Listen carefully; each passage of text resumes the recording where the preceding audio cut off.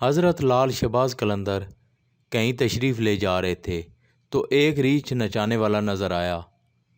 پوچھا تم کون ہو؟ تو بولا قلندر۔ اس دور میں ریچھ نچانے والے کو بھی قلندر کہتے تھے۔ آپ بے اختیار مسکرا دیے۔ یہ بات اس ریچھ والے کو پسند نہیں آئی۔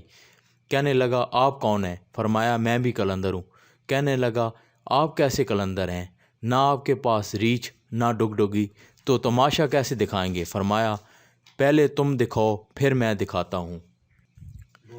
ریچھ والے نے ڈگڈگئی بجائی اور ریچھ کھڑا ہو گیا اور ناچنے لگا۔ اس نے کہا اب آپ کی باری۔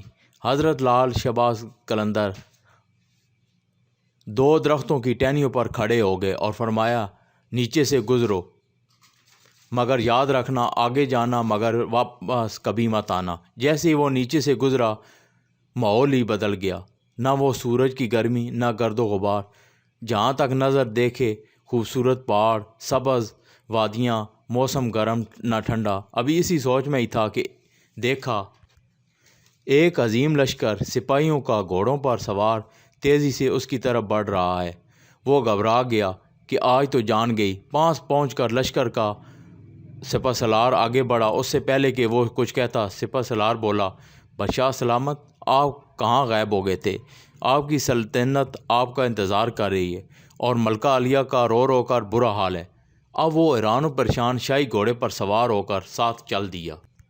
جب محل پہنچا تو عظیم عالی شان عمارت دیکھ کر حیران، اندر داخل ہوئے تو خوبصورت ملکہ گلہ شکوہ کرتی لپٹ گئی۔ کہاں رہ گئے تھے آپ؟ سب بھول کر نہا دھو کے شاہی پوشاک پہن کر تخت پر بیٹھ گیا۔ سالوں گزر گئے، بچے ہوئے، پھر شہزادے بڑے ہو گئے، بڑھاپا آ گیا، جسم سے جان، منہ سے ذائقہ چلا گیا۔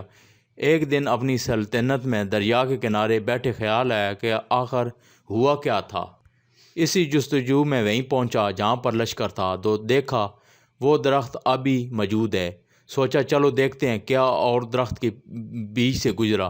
ماحول بدل گیا۔ وہی وقت، وہی مقام، سامنے اس کا ریچھ اور ڈگڈگی پڑی ہے، وہی گرمی، وہی گرد و غبار۔ پیچھے دیکھا تو حضرت لال شہباز قلندر کھڑے تھے۔ اس کی حالت غیر ہوگی۔ بولا جناب میری سلطنت، میری ملکہ، میرے شہزادے۔ تو آپ نے فرمایا یہ سب تماشا تھا۔